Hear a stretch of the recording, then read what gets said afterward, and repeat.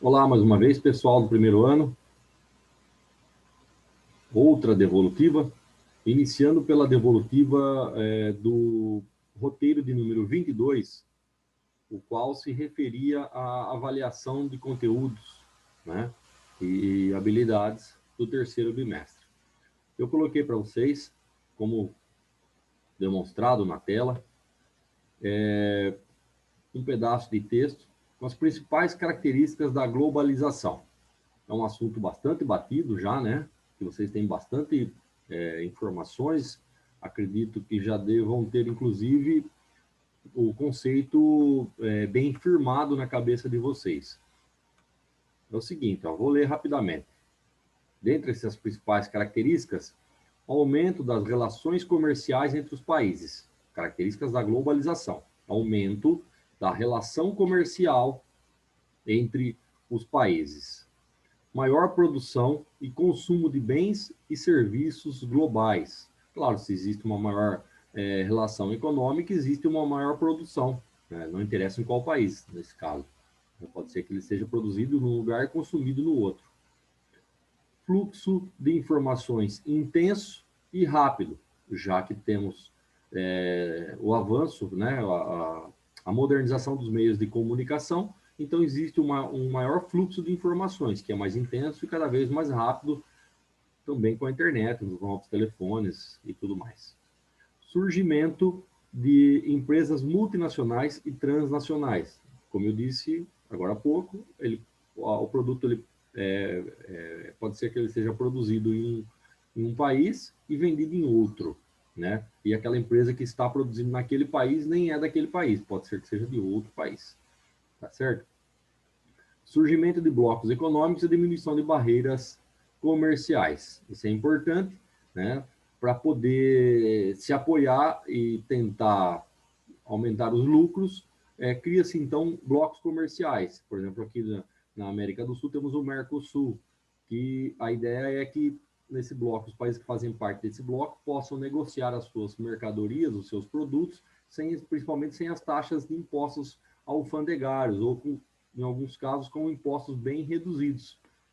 Então, como se fosse um grupo de amigos, por exemplo, né, que para se favorecerem, comercializam entre eles, cobrando menos impostos para que eles possam vender e comprar mais entre eles mesmos, daquele grupo.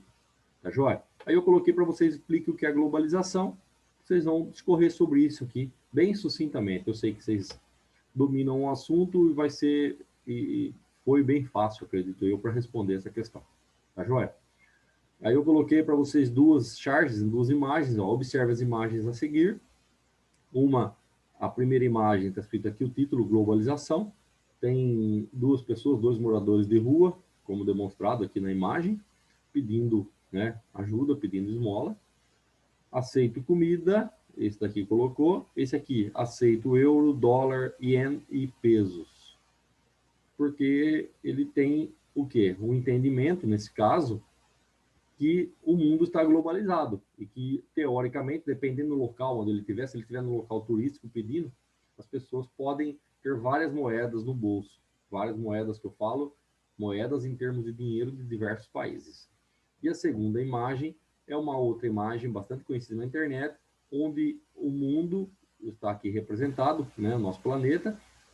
O Tio Sam, que representa os Estados Unidos, fica no topo do mundo, bem tranquilão, folgadão, né?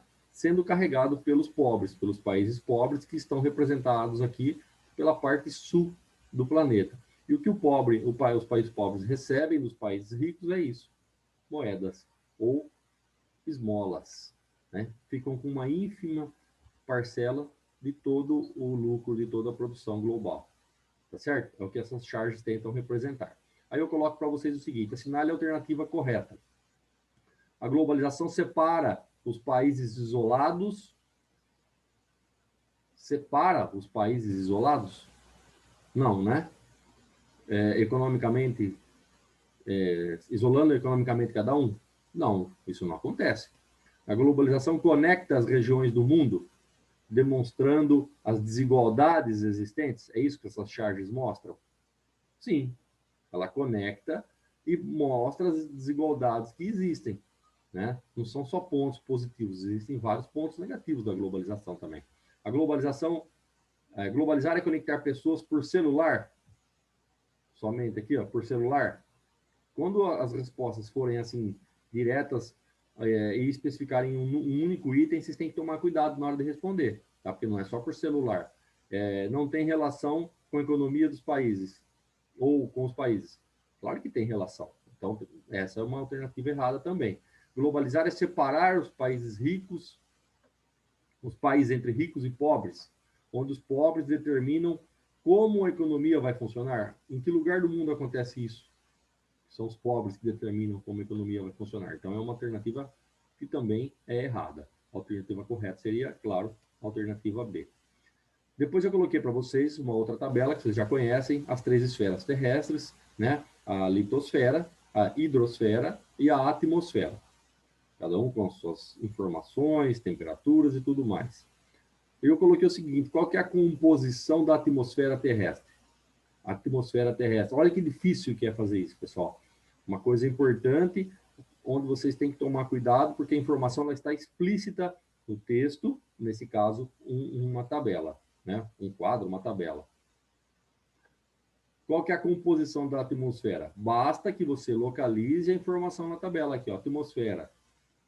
Ou já saiba de cabeça, né? Qual que é a composição da atmosfera? Composição química. Aí aqui embaixo, ó, a atmosfera é o material básico, né? Que é o ar. Materiais leves que compõem a atmosfera, ó, o nitrogênio, o oxigênio, o hidrogênio, entre outros gases. Então, você poderia colocar na resposta isso que está aqui. Muito difícil de fazer? Na verdade, é muito fácil, basta ler com atenção. Depois, qual das esferas terrestres é composta de hidrogênio e oxigênio? Hidrogênio e oxigênio, para vocês que são alunos extremamente inteligentes, vocês já sabem que é a água, né? Hidrogênio e oxigênio.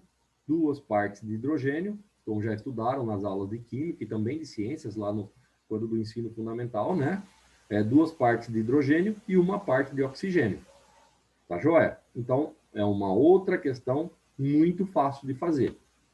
Ainda nessa sequência, eu coloquei para vocês um outro texto de apoio que fala sobre intemperismo e erosão.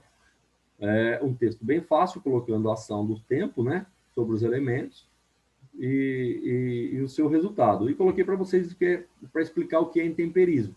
O texto é bem simples, bem fácil, e vai mostrar para vocês, de acordo com o que vocês já estudaram nesses roteiros desse bimestre também, que é a ação do tempo sobre os elementos. Né? A ação do tempo que eu digo é a ação do calor, do frio, do gelo, do vento, da chuva, né?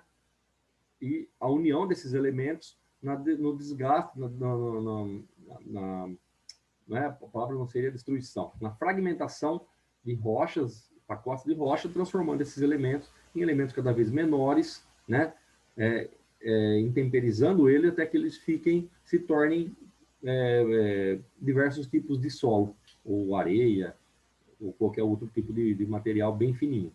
Tá joia? Então, foi um roteiro de avaliação muito simples, muito fácil, que acredito que a grande maioria tenha compreendido, mas se ainda tiver alguma dúvida, pode me mandar o questionamento, as perguntas aí pelo WhatsApp. Um abraço e até a próxima devolutiva, pessoal.